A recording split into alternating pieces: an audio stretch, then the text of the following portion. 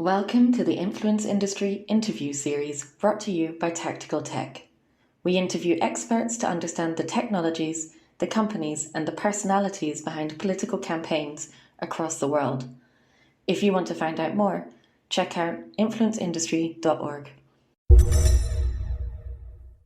My research covers 2019 election cycle, specifically parliamentary elections.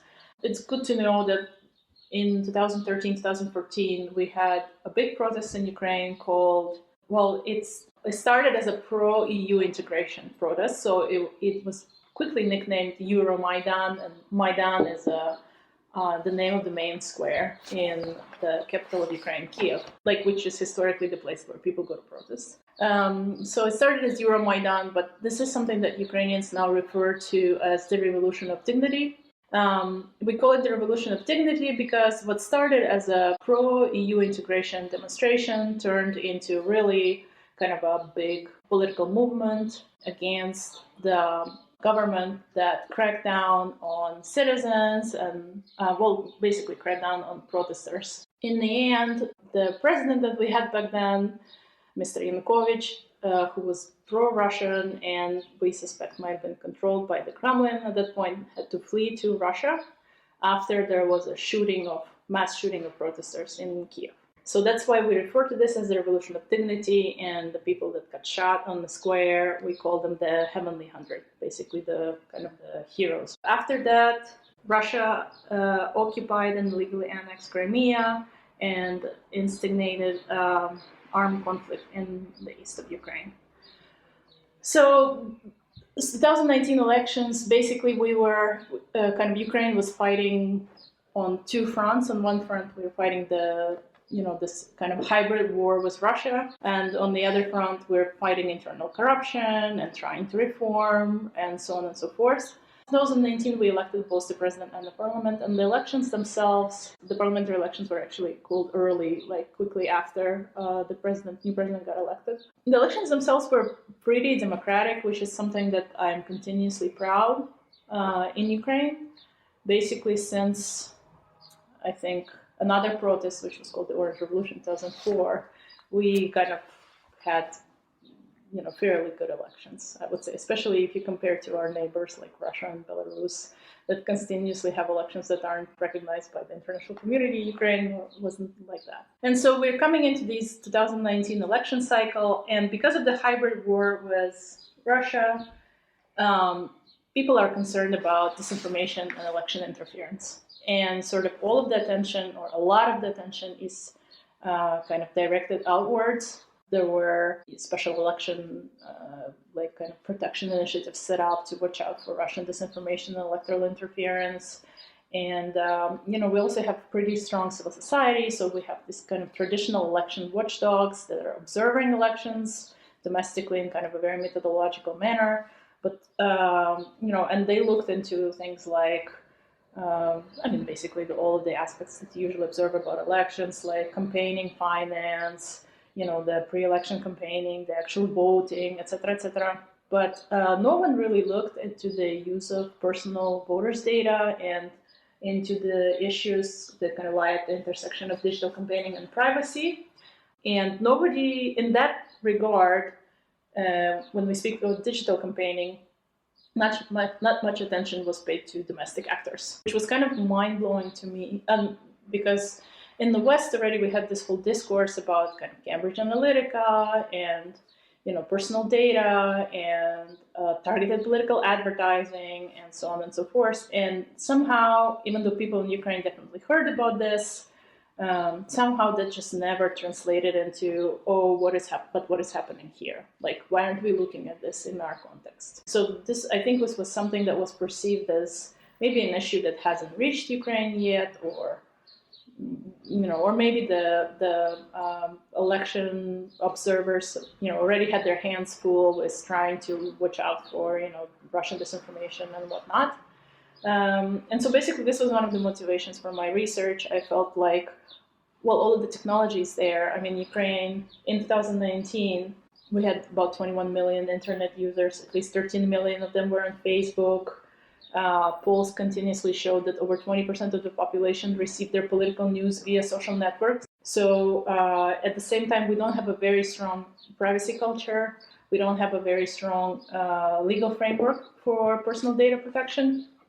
Ukraine has a personal data protection law. It was there since 2010, or I think came into effect in 2011, but it's not, nearly as strong as GDPR, although we are getting pulled into that orbit little by little. GDPR definitely influences us as a neighbor that's looking to integrate with the EU. But still, so I thought it was just amazing to me that nobody was exploring this. And so I was a fellow at the Prague Civil Society Center, and I enlisted two Ukrainian NGOs to kind of help me with this research, just because it was kind of a big undertaking for one person. One NGO is called Opora, which is an election watchdog, or at least election observation is one of the things that they do. Another one is called Digital Security Lab Ukraine, and Digital Security Lab does both digital security for civil society and kind of digital rights work. So they were the perfect kind of partners for me to conduct this research. And basically we looked into,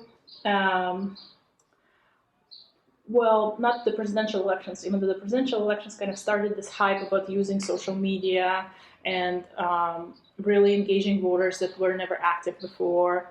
In elections through social media and so on and so forth. And then political parties came and kind of rode the wave, and we felt it was much more kind of fun to look at political parties as kind of organizations and structure. The 2014 protests, it seemed, were about a vision of Ukraine that was either more EU aligned or Russia aligned. How did that sentiment play out in these elections, and what other issues were part of the Ukrainian zeitgeist at the time? So 2019 was an interesting election in the sense that we had an outsider that came in and won the presidential race. Post-Euromaidan, post-Revolution of Dignity, we had a snap election because the president ran away. So we had a snap election where we elected Petro Poroshenko, who was a very pro-European leader and took a strong kind of stance against a war with Russia and really rallied the international community, let's say, in support of Ukraine. But come 2019, I think people were they were tired of the war. The war in the East continued basically since 2014. Crimea was occupied and annexed by Russia. There were still some issues with corruption inside the country. The reforms were not going as fast as people had hoped. The economy wasn't that great. I mean, there's only so much economic development you can expect within the country that's at war. So, and I think people were just tired and really wanted change. And the person that came to represent that change was Volodymyr Zelensky. There was also a lot of rhetoric about ending the war, and I think many people kind of sympathized with that as well. And many just wanted someone else, someone who's not part of the system, someone who's not part of the establishment, someone who created this hope that he's going to come in and do this kind of radical overhaul of everything in the Ukrainian politics. So this was the 2019 elections, and the pro-presidential party was kind of poised to win the majority in the parliamentary elections as well, and that's one of the reasons why Zelensky, as soon as he got elected, he called for snap parliamentary election. However, we still had strong 5 contenders, well, more than 5, but 5 got elected, in addition to the pro-presidential party, which was also called Servant of the People. What we looked at was we basically wanted to analyze how these 5 political parties are using personal data of the Ukrainian voters. And we wanted to analyze it against, first we wanted to look at what are the parties themselves saying, in their privacy policies, on their websites, in the media interviews, etc., etc. We wanted to analyze this, and then we wanted to investigate things on our own as well. And we wanted to analyze it against the law, the personal data protection law, and against the kind of the practices that we saw in digital campaigning, I guess, technology that the parties have used. And we also wanted to kind of think about it a little bit in the international context. Like, what does it mean for Ukraine, but what does it mean also for the region and for other countries that maybe don't have a very robust data protection legislation like GDPR. And so we basically analyzed all 5 websites of these political parties and then looked into their social media pages and their candidates' pages and so on. Again, we were limited to, we just looked at the official pages of the parties. Like, it would be impossible to maybe look at the page of every candidate and every kind of digital tool that they used for campaigning. But we tried to look at the main things. And it was interesting that we quickly, I think, realized that, and this is where actually partnership with Opora and Digital Security Lab came very handy, because Opora was running and was monitoring campaign finance, specifically digital political advertising spending. So they scraped data from Facebook political ads library, and we were able to look at the number of ads every party ran, and also analyze like how many ads did they pay for, where they encouraged people to kind of leave their data for the parties to use in like communication with the voters later. Digital Security Lab analyzed the security of the websites and helped formulate some legal recommendations as well. And when we started looking at the websites, even before we really looked into social media, it kind of became apparent that none of the parties were fulfilling all of the requirements of the data protection law in Ukraine. Can I ask, like, just at first glance at the websites, do they feel like fresh, like user-friendly? It really depends. I think some parties were new, as with many organizations that are just being set up now. We see them kind of use the latest tools. Yeah. And somebody who's been there for a while, they're a bit slower. I think we saw the same with the political parties. So one of the political parties that, they've been around for a long time, and they've been using MailChimp forever. Well, not MailChimp maybe specifically, but mailing lists. Mm-hmm. Like, they've been using mailing lists forever. And so even though MailChimp is around now and they are now using MailChimp, MailChimp has all of the functionality that would be needed in order to ask for voters' consent for providing their personal data for processing, and also for like informing people about what the party is about to do with that data. MailChimp has all that functionality because MailChimp also fulfills GDPR requirements. Yet the party kind of failed to activate those features, even though, Ukrainian law also says that you have to get people's consent, which has to be informed, voluntary, etc., in order to be processing their personal data. I think the awareness is so low about these issues that the political parties, in the commercial sector, like in the private sector, you would see that the companies are more concerned with the things. In the public sector, I think this is less of I think they're a bit like slower.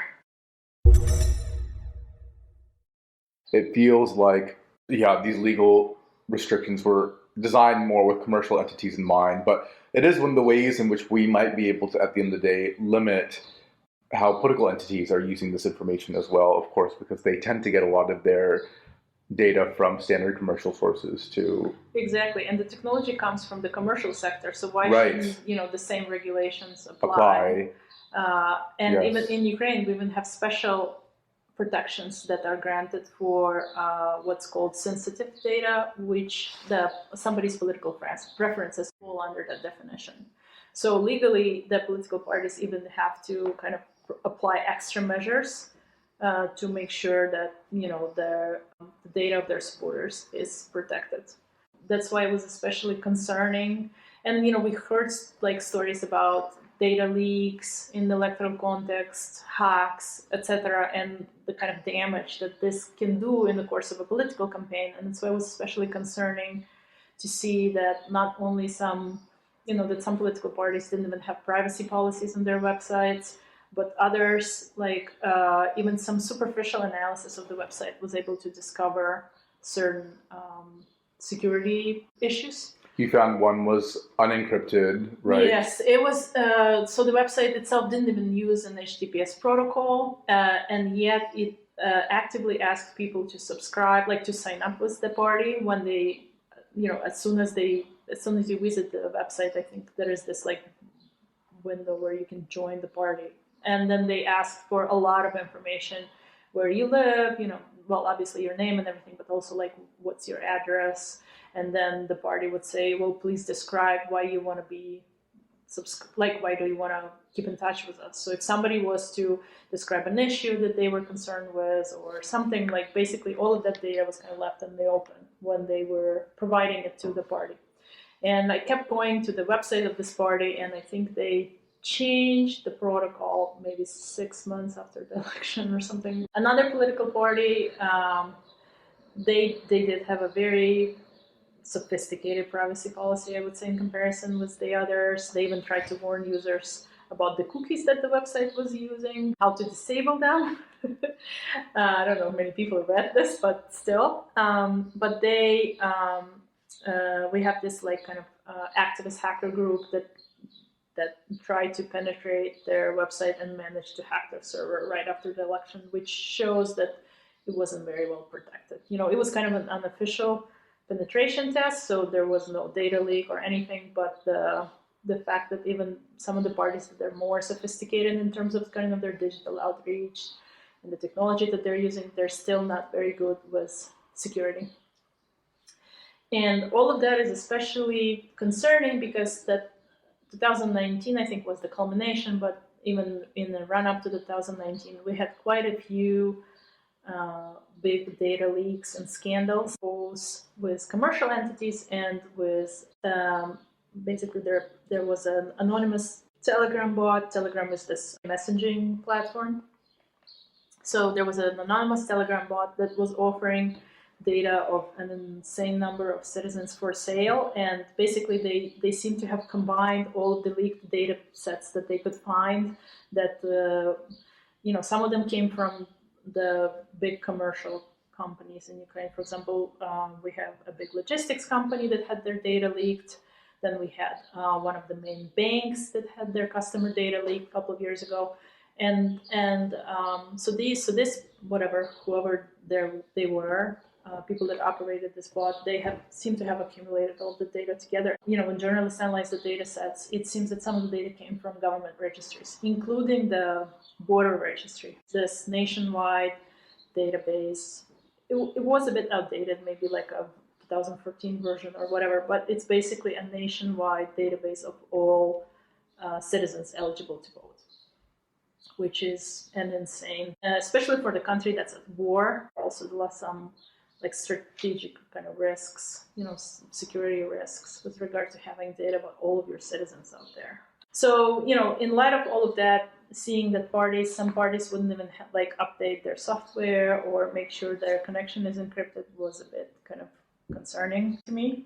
And then when we looked at the social media, this is, just the websites. When we looked at the social media, even the parties that had bothered to formulate privacy policies for their websites, none of that was with regards to social media or the use of other tools, that help them collect personal data, the mailing lists, online registration forms, chatbots, mobile apps, what have you. All of that collects data about you when you interact with them, but none of the parties bothered to inform their supporters about the data is being collected and what they're going to do with it. Some candidates did try to say yes, by providing this data, you acknowledge that you consent, within the framework of the law, etc., etc. But there was no kind of systemic obligation. It's kind of like websites lived separately, and all of that was being used separately. We collected all of that and analyzed and formulated some recommendations and published our report, I think about a year after. So we tried to kind of time it around the kind of 1-year anniversary of the elections. And in Ukraine, the data protection body currently is the Ombudsman's office. So we had a representative of the office come to the presentation and talk about what they are doing to make sure that the law is enforced. But basically, one of the problems, I guess, is that we don't have a separate data protection body. The office is spread thin, to deal with these violations as well, and they kind of live in the reactive mode. They react to complaints, they maybe conduct some inspections, but they're not doing something proactively necessarily just because they don't have the resources. And then the law is kind of badly enforced anyway. There isn't really there aren't really effective mechanisms to kind of hold those that violate it accountable. And I think this is one of the reasons why the parties themselves are also sloppy to data protection, but also because the people we aren't demanding it. Maybe after these data leaks, people have begun to think about these things a bit more, but it's still going to be a little while for kind of this privacy culture to catch on.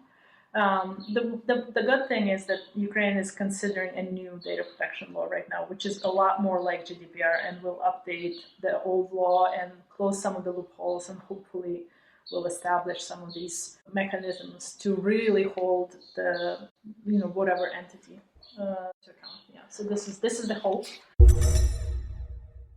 You contacted the parties, Yes. Didn't you? Yeah. Did any of them end up responding? No, which was kind of also a bit upsetting that they didn't, none of them came to the presentation. We hope it didn't go unnoticed, our findings, because we did circulate it widely, and the copies also with the Ombudsman's Office of our research and so on.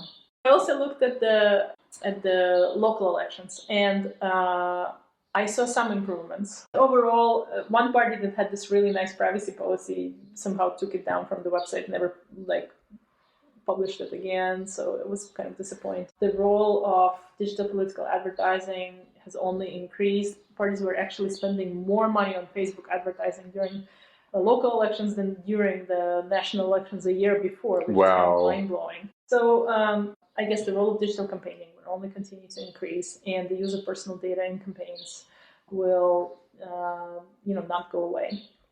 So it would be really great to see what this new law is, because we had no regulations about digital political advertising in the election legislation. Neither did it provide any special safeguards for the personal data of voters. And also it would be great to see if we have a data protection authority that's kind of proactive and maybe formulates some provisions, acts as a guide to political parties about how they should and shouldn't use personal voter data during the election period. And then kind of actively monitors whether they fulfill these regulations or not. So this would be really interesting to see, I think, during the next national elections. And also it's a bit scary to think about all of the personal data that's out there. In 2019, we kind of saw no indication that any of the parties was using these leaked data sets in their campaigning. And I don't necessarily want to give people bad ideas. It's not difficult to buy a data set on the internet and use it for targeting supporters. Nor is it difficult to imagine a political actor anywhere in the world, not just in Ukraine, but an opportunistic political actor who would be willing to use illegally or improperly collected data for their own political advancement. Mm-hmm. And we did see a targeted disinformation campaign in 2020 in Ukraine, outside of the electoral cycle, when someone disseminated false information in the beginning of the pandemic to incite basically a riot in one of the small towns where Ukraine brought citizens that they evacuated from Wuhan at the beginning of the pandemic. And what the journalists have looked into this, and what they've found, the journalists of this discovered that somebody spread misinformation through Viber, which is another very popular messenger in Ukraine, and they had targeted people based on the geographical location. And this is something I don't recall at least seeing this in Ukraine before, that someone acquired thousands of phone numbers of residents, and you register on Viber with a phone number. So somebody must have acquired a set of phone numbers, was able to identify which of them belong to the residents of a certain area, and then targeted those people on Viber. Because they're usually like Viber groups, Viber chats that are dedicated to certain areas or whatever. Specifically, they set up Viber groups to spread misinformation and would actively add these particular users to these Viber groups. So this is a great and scary example how someone can single out people that are living in a certain location and push information at them. The fact that it hasn't been used in electoral context, I think, is only a matter of time. I don't imply that nobody's being targeted based on their geography during elections. Obviously, that's what you do with Facebook and whatnot. But we just haven't seen this kind of operation where somebody would set up groups, kind of a day in advance, aggressively push disinformation at people in order to incite a physical kind of riot. One of the really tough parts about doing work on this topic, because I feel like it's one of those things that everyone is kind of hoping someone else will take care of. I think voters are hoping and expecting lawmakers to fix the problem while still just clicking I agree to everything. Meanwhile, lawmakers, I feel, are hoping companies are going to be doing the right thing. But even when the law does exist, it feels at times like the law is ill-equipped. Also, it's much more slow-moving than fast-moving political entities or private companies. And then I think these private companies, on the other hand, are just saying, we're just doing what users want us to do. We're just responding to their needs. And likewise, you could even make the argument that political parties are saying, well, we're just doing what voters are demanding or not demanding. So that's part of what makes, I think, work on this topic so difficult, is that it feels like responsibility is being shifted from one group to another, and the end result is that it's not fixed. This was a really good point you made about how parties probably want some kind of very practical hands-on guide about how to do it correctly. And it seemed promising at points. There are some parties that it looked like were adopting a more progressive, we're trying. One would hope that this difference is noticed by voters and it will influence the way that they vote. But I think also having a very civil society leading with an example of how it should be done, instead of saying what's good and what's bad, but saying here's what it looks like when you do it the right way, would be very useful for parties. I think also if we actively kind of hold them to account during the election campaign, had we published some findings during elections, we were looking at it during the active campaign phase, I think might have changed some certain things. We might have been able to turn some things around. Like if there was a group that would be, publishing a report about personal data protection during campaigning like every 2 weeks, actively kind of publicizing their findings and pressuring parties to change certain practices kind of while they're campaigning. I think that might have, I keep thinking about like how to do this better next time. Yeah.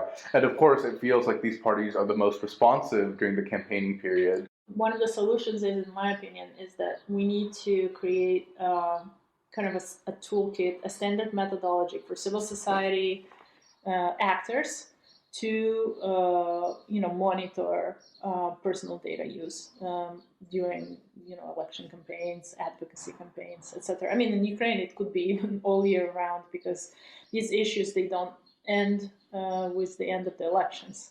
We see these strange data practices, in between the election periods as well. But I feel like this is something that,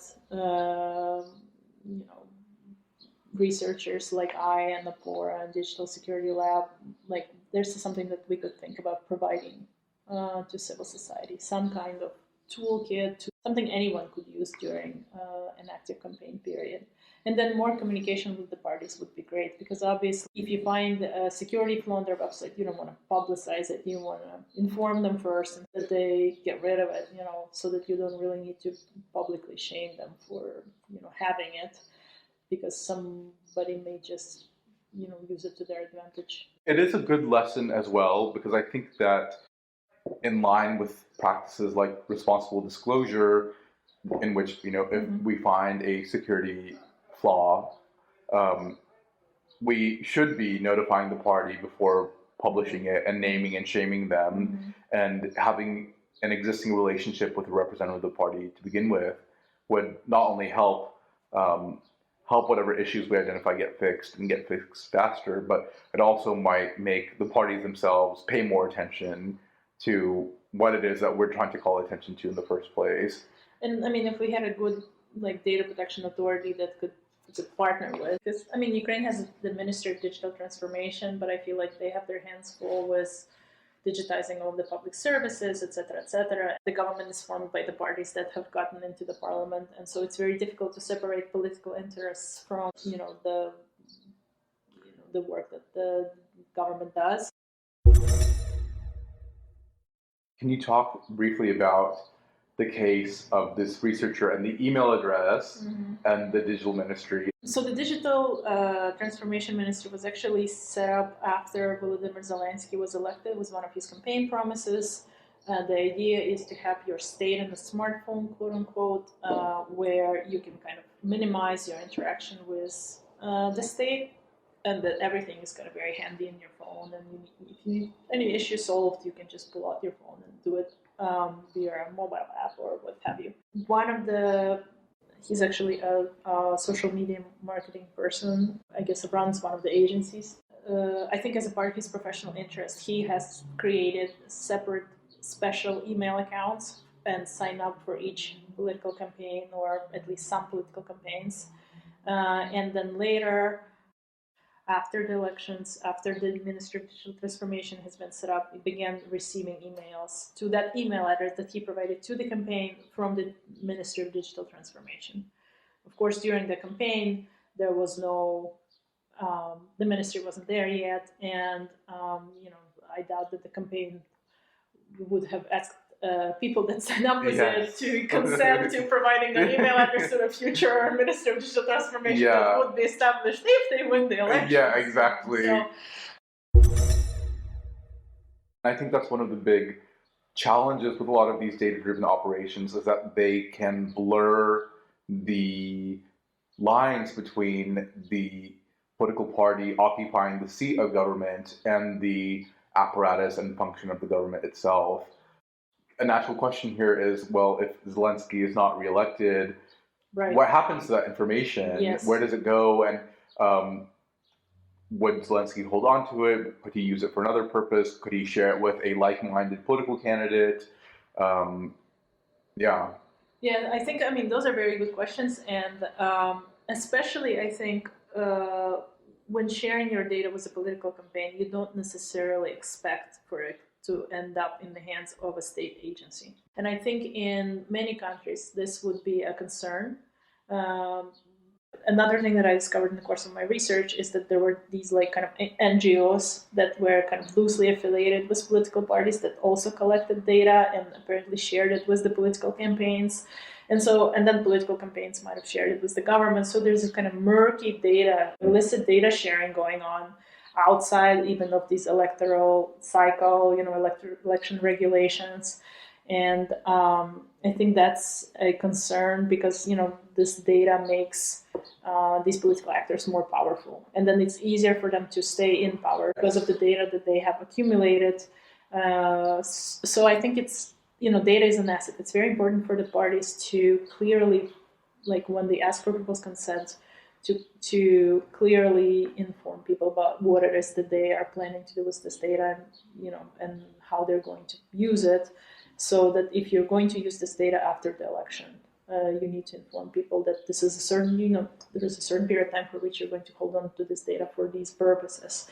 Because I don't think voters are going to like it when their email address ends up in the hands of a candidate that might have been a part of this party or not, years later, whatever. And this is not even speaking about whether it's legal or not. I think even from the political standpoint, it doesn't really suit you well as a political force. Absolutely. To do this, or the government.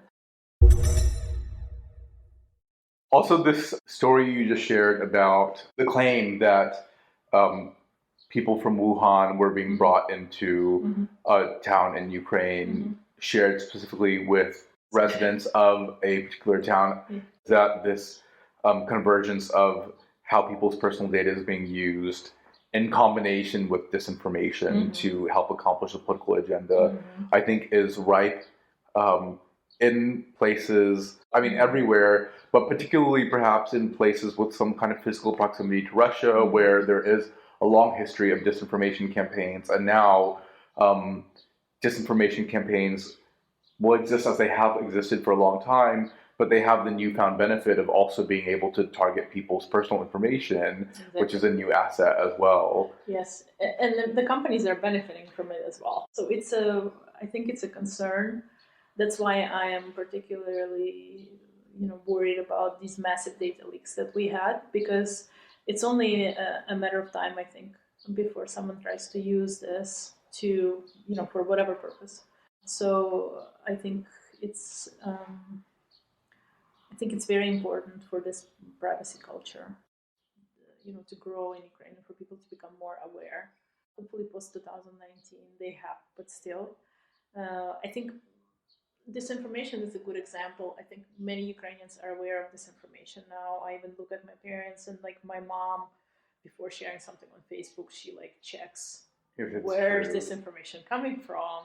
So this kind of shows. My mom is in her 60s, so this kind of shows you how aware Ukrainians have become. My hope is that one day, every time we receive an email, it would be like an average person would be asking, where did they get my email? Or if they are asked to provide their personal data, they'd be asking, well, what are you going to do with it? Yeah. And that would be kind of a normal thing to do, and everybody would know and remember to do that. And therefore, if a voter goes to a political party website and they don't have a privacy policies, they would A, not be signing up with them, B, they'd be messaging them asking, where's your privacy policies? It's really quite shocking and striking how so many of these data related problems, these political problems, are the same everywhere in the world. It's a good question how we can kind of make sure, it's not just these like negative things. It's not just malicious actors that are learning from each other. Basically, activists, people that are trying to prevent these things from happening, are also learning from each other and are translating things between different contexts and are applying, the lessons learned elsewhere.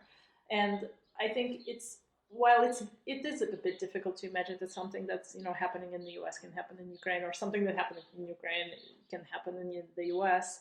But I think if we contextualize things just a bit wider than one country, if we try to look at the region, in that sense, it's a bit easier for people to imagine, it happened to our neighbors, it may happen to us, right? And so when I met Nino from Georgia, who did a similar research, speaking about how Georgia was completely not prepared for some of these data practices that are coming in terms of legislation, in terms of like local civil society, being aware of these kind of risks, etc. So that's why I think it's important for people, let's say maybe in the region, to start speaking about these things first, and then we can maybe have some cross-regional learning as well. But certainly it's easier for people in Georgia to imagine that something that happened in Ukraine can happen there, and Ukraine to imagine that something that's happened in Georgia can happen in Ukraine. If you enjoyed today's interview and you want to find out more about the influence industry, data-driven political campaigns, and anything else about Tactical Tech's work, check out influenceindustry.org.